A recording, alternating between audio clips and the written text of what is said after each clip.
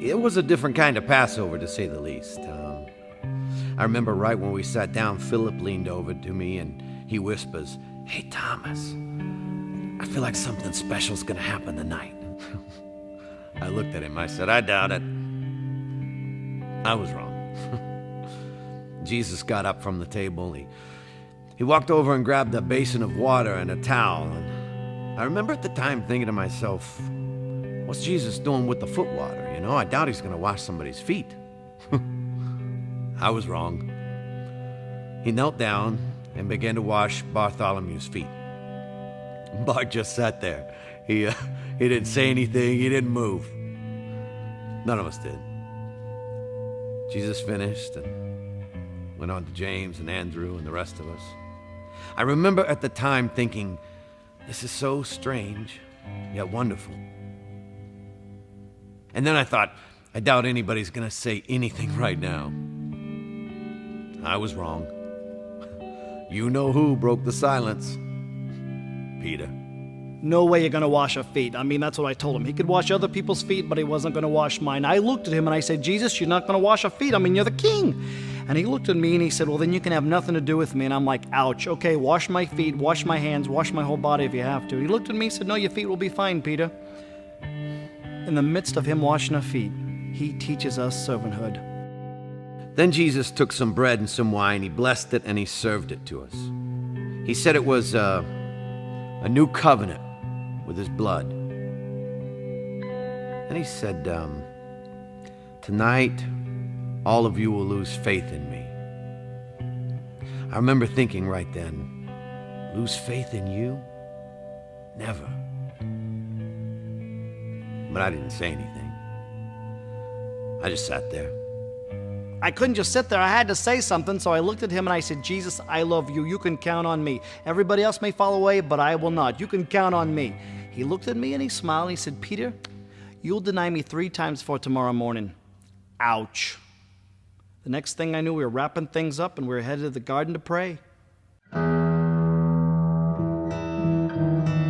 Once we got to the garden, it just got crazy. Jesus asked Peter, James, and myself to go further in the garden with him and pray, and we did. We tried. We kept falling asleep. Jesus kept waking us up. I remember one time he said, the spirit is willing, but the flesh is weak. That's true. It's all a blur. And I think this whole mess got started because of Judas. Did he really think what he was doing was right? There he is. He's the one you want, the one praying by himself. Now the others, they will come up and try to create some scene. But the one that I kiss on the cheek, that's the one you want. Now 30 pieces of silver, right? That's what we agreed upon? 30 pieces. Forget about the rest. The one that I kiss on the cheek, that's the one you want. A kiss? Judas betrays Jesus with the kiss of a friend? And then it got crazy. Peter grabs a sword and he cuts off this guy's ear. And Jesus just reached down and picked it up and put it right back on the guy's head, as if nothing had happened. And then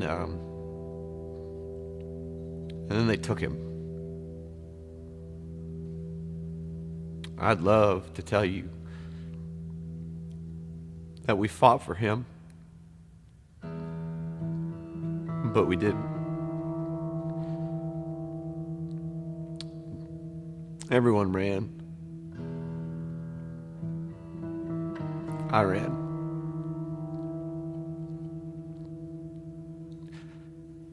I'm so ashamed. What have I done? What have I done? Was I so stupid to think that I've killed him? I've killed him. I've crucified Jesus. Ooh.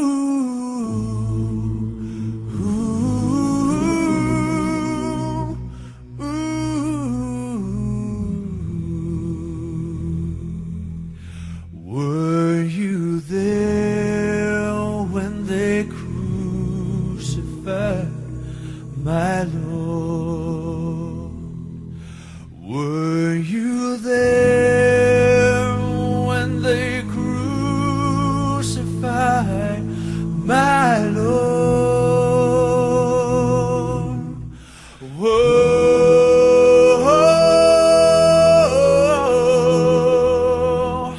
sometimes it causes me to tremble, tremble, tremble.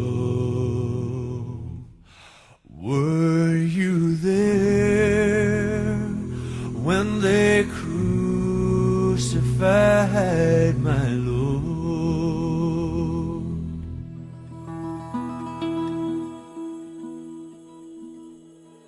I crucified Jesus. It's what the crowd wanted, and that's what they got. And personally, I don't feel like that man did anything to deserve that, but I was just a soldier doing my job. When the governor gave his sentence, that's when I would go to work. I loved that job. I felt like I was administering justice every time I nailed someone to a tree. But that man didn't deserve that. Didn't make sense to me. It makes no sense. There I was, rotting in a jail cell for stealing, murdering. You name it, I've done it. And I knew the next time I stepped foot outside that jail cell, well, and that was it. So the guards, they came and got me, and they put me beside this guy that was beaten to a pulp. Then Governor Pilate started asking the crowd, which one of these men do you want me to set free? I mean, it was obvious. I mean, the crowd, they're going to say, let Jesus go. And then I was going to tell them where they could go. And then the crowd, they started chanting Barabbas. I mean, they were saying my name. They were saying my name over and over and over again. The guards, they threw me to the crowd, and they took Jesus to Golgotha. I mean, one minute I am a man marked for death, and then the next I'm free. It made no sense. So I followed him all the way to Golgotha. I was stationed at Golgotha that day. We just raised the second criminal when they brought him to me. I'll never forget the way he looked. He'd been beaten, spit on, whipped. He was unrecognizable as a man. Hideous. What was left of his clothes were stripped off of him, and he was thrown down on the cross. That's when I went to work. Generally, when you crucify a man, the first hand is the most difficult. The criminal wants to get away, he fights you. So I would have 2 soldiers hold him down, but this guy, he didn't put up a fight. I just thought he was exhausted. As an executioner, I've been called every name in the book. I've had men yell at me, plead with me.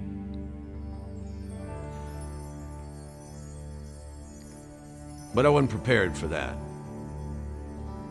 He looked at us. He looked at me. And he said, "Father, forgive them. They don't know what they're doing." He forgave me. Forgive them. He said, forgive them. Who is he? Forgive.